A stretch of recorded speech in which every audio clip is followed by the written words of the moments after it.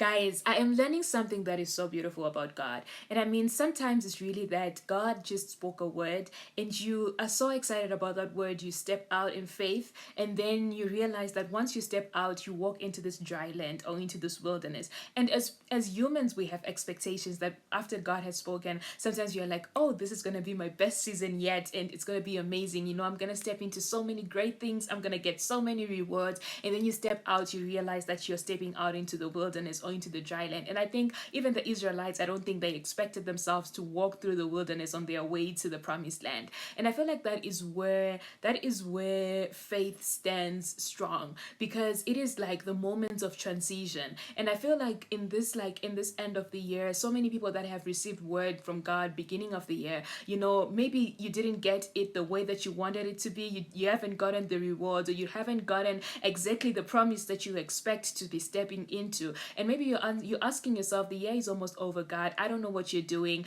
I don't know if you're gonna come through. And you're just wondering, did I hear right? Did I hear wrong? And I mean, the enemy has so many ways to access our minds, because he's coming to a place where you are actually questioning yourself, and he begins to throw some doubt in your mind, to be like, you know what, you didn't even hear God. See your life, things are never gonna happen for you, something like that. And I just wanted to encourage so many people, that are also in that space of really wondering, did I really hear God? And I wanted to encourage you that God is still faithful and he's still kind. Maybe you're in a place where you're like, I don't know where I fit anymore. I don't understand who I am. I don't know what to plan for or how to plan for life, because I don't know what is going on. You are in this uncertain place, but God is not finished with what he is doing. God is still going to do what he said he's going to do. And we don't understand what he's doing because we don't see it, but in the background something is happening. And I just wanted to encourage someone to keep holding on to your faith, to keep trusting God, because I'm actually one of those people who's just like,